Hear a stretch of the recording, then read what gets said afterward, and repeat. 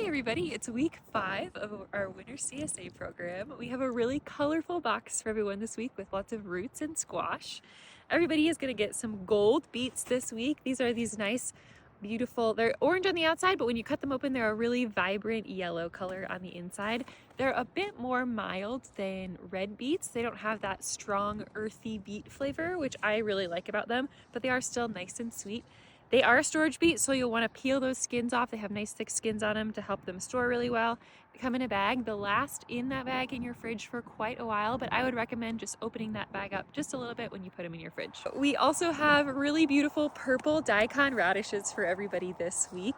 These are a great storage root. They are awesome if you eat them fresh. You can just slice them up, eat them like a fresh radish, or you can also pickle them. Daikon radishes are often pickled and served as a side or a garnish on dishes. I included a recipe for how to pickle daikon radishes in the meal plan, I think, as well as a recipe for banh mi, which includes pickled radish and carrot on it.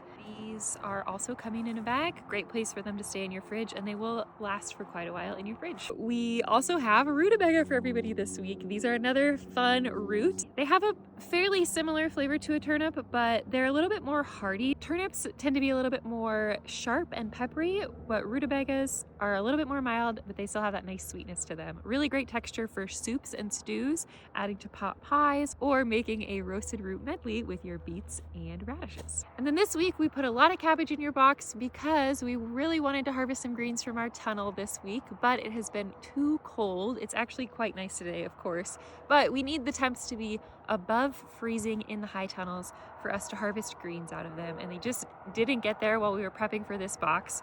So we do still have greens in the tunnel. They are alive. We have lots of spinach still, but we did not have the proper harvest conditions to get it out of there. So we have a lot of cabbage this week. We had both red cabbage. Some of y'all got one nice sized cabbage. Some of you got 2 cute little baby red cabbages. And then we also had Savoy cabbage, and some of you got 1 Savoy cabbage and 1 small green cabbage because we didn't quite have enough large size Savoy cabbages. So there's a nice variation going on in everybody's boxes. All cabbage is fairly similar. Savoy cabbage has, I would say, the thinnest leaves of all of them, are actually really nice to use for cabbage rolls. I would say then red cabbage has a little bit thicker, and then green cabbage is going to have the thickest leaf. So if you wanted to make a nice crunchy slaw, you can use that green cabbage. But all of them are an excellent choice for fresh eating as well as roasted cabbage. I love just roasting cabbage on a sheet pan with some oil, salt, a little bit of pepper, and serving that as a side. And all cabbage is okay to go in the fridge as it is, but it will last a little bit longer if you have it in a bag or a container. We also have 2 different types of squash for everybody this week, along with actually quite a few different options for you to customize in your box. So we had a lot of squash available this week.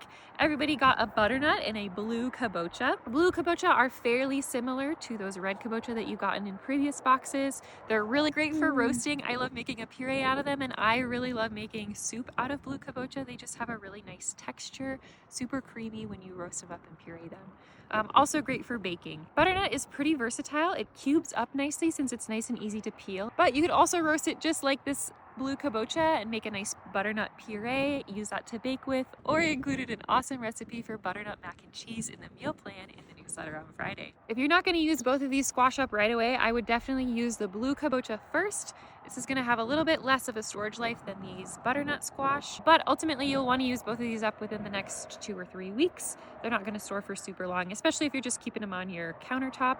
If you only use half of one of these squash, then I would wrap it up, throw it in a bag, and put it in your fridge if it's cut open.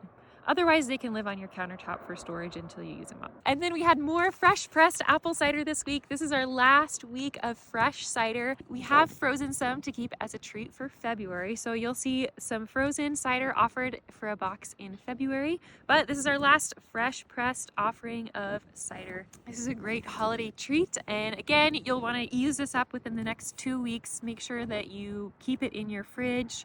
It can ferment if it's not refrigerated. And if you're not going to finish it in the next 2 weeks, pour a little bit off the top and throw it in your freezer. It freezes really well, and then you can just thaw it when you're ready to drink. We have a 2-week break for the holidays, so you will not get a box the week of Christmas, and you will not get a box the week of New Year's. Our next box deliveries will be January 7th and 8th.